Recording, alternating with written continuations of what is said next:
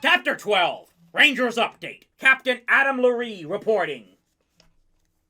Leave it to Joey and Lynette to throw a party in honor of a chicken. But that's what they called it. A Henrietta Appreciation Bash.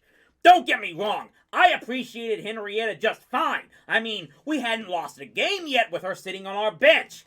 But I love her the way you'd love any good luck charm that was working for you, like a rabbit's foot or a horseshoe.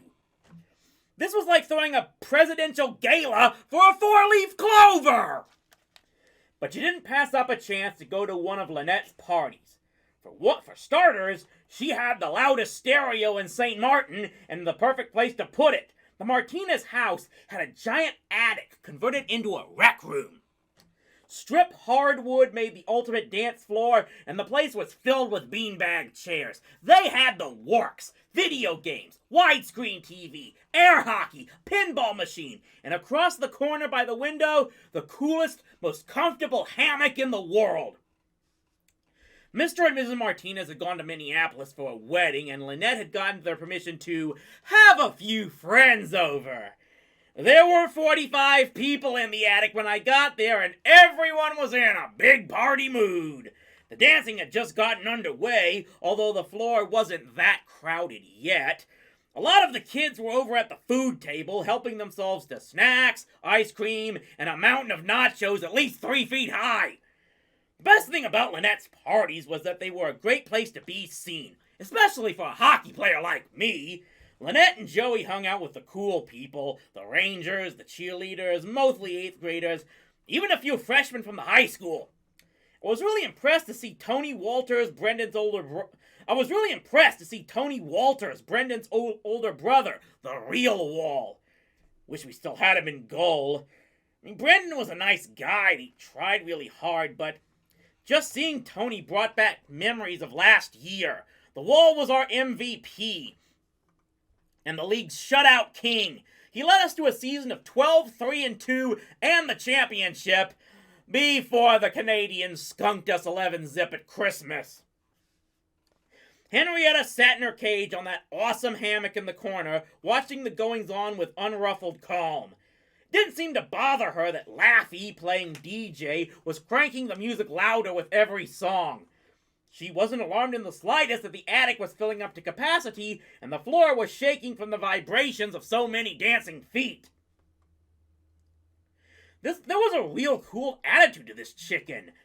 Neither that or she was too dumb to notice the joint was jumping. Just when it seemed like everything was about to hit the fever pitch, suddenly Lafayette pulled the plug on the stereo and Joey and Lynette managed to get the place quieted down. "Attention, everybody," called Lynette. "We'll get back to the music and the fun, but let's take a few minutes to salute our guest of honor, Henrietta." Joey lifted the cage from the hammock and held it high. There was a big cheer. I picked up a couple of wisecracks from the 9th graders, but when they saw how seriously the rest of us were taking this, they shut right up. Then Steve and Deevee and a couple of the other cheerleaders circulated through the crowd with large bottles of diet soda, filling up everybody's glass. Our hostess raised her drink. "To Henrietta!" she cried in ringing tones. "Mascot, chicken, friend." As we all stood there with our glasses held high, Laffy cued the music. "I can fly higher than an eagle, for you are the wind beneath my wings." I don't think it's disloyal to the Rangers to admit that I'd never felt so stupid in my life. Picture it. 60 people standing around toasting a chicken while the music blared about flying eagles. At least nobody can make fun of me because everybody I knew was right there doing the same idiotic thing. Fortunately, it was over fast. Laffy cut to some decent rock and roll, and there was a stampede for the dance floor. Joey and Lynette waded into the gyrating crowd, holding Henrietta's cage high between them. I made a bolt for the hammock in the corner, but Steve got there a split second ahead of me. I grabbed the fabric at 2 strategic points and flipped, sending him tumbling to the floor. In a flash, I was in the hammock, luxuriating in the perfect comfort. My joy lasted about 3 seconds. For there, pushing his way through the crowd in front of the nachos, was none other than Zachary Gustafson. I stared, unable to believe my own eyes. The one thing I thought you could depend on Lynette's parties was that you would never run to any losers, let alone the world champion checkered flag speed demon of the Loserapolis 500. I launched myself out of the hammock, grabbed the party-crashing dweeb, and steered him away from the roaring floor-to-ceiling speakers. You crazy, Zach? What are you doing here? Dweebosaurus played Mr. Innocent. I was invited. I stared him down. Well, not really, he admitted, but my good friend Milo was, and I'm meeting him. Milo? But then I realized that of course Henrietta's owner would have to make the guest list. Otherwise, Lynette would never invite a 6th grader aside from Brandon, who was a ranger. Okay, meet Milo, I said grudgingly, but the hammock is off limits. Some things had to stay sacred. Could tell Zachary was pretty impressed by his surroundings. I mean, after all, how many chances would a loser like him have to get in on the kind of party Lynette throws? I have to say, it was getting considerably awesome. People were arriving in a steady stream, and the attic was jam-packed. You could tell that word of the party had spread around town because there were a lot of people there who definitely weren't from South Middle School. Some of them even looked like high school students, even juniors and seniors. A few looked like extraterrestrials, with nose rings, dog collars, and blue hair. The place was so steamy from all those bodies that even with the window wide open, I was sweating. Laffy had the stereo up to 9 by now, with the bass maxed out. You could feel each drum beat in your kidneys. There were so many kids on the dance floor that they were belly to belly, bumping and gyrating, a single seething mass. All arms were raised, and Henrietta's cage was being rolled from hand to hand above the dancers. Barbara Falcone grabbed me by the arm and hauled me onto the dance floor, which was a pretty tight squeeze. Suddenly, Henrietta's cage bounced off my head.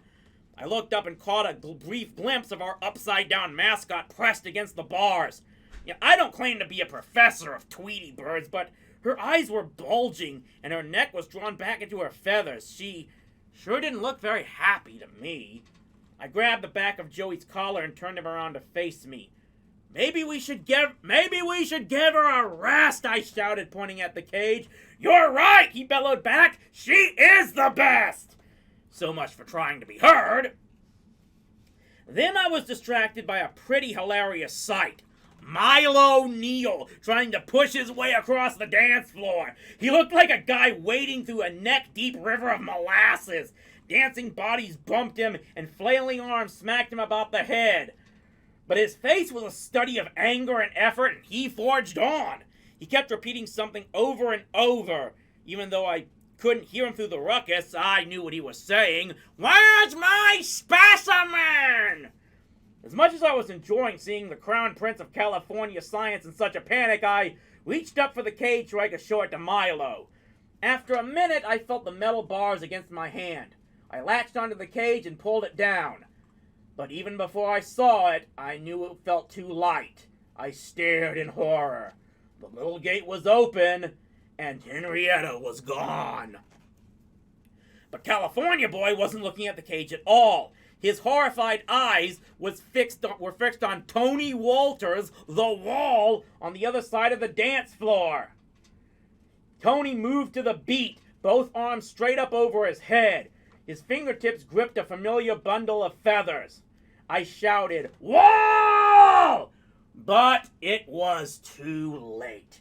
The frightened chicken wriggled herself free and began scrambling across Dancer's head, deftly leaping over the sea of grabbing hands. It was amazing. 80 of us and only one of her, and she made it, flapping and scratching. She hopped across us like we were stepping stones, scooted up the slope of the hammock, and disappeared out the open window. There was a collective gasp that almost ate up all the oxygen in the room. Laffy cut the music and joined the stampede up to the window. Milo and I got there first.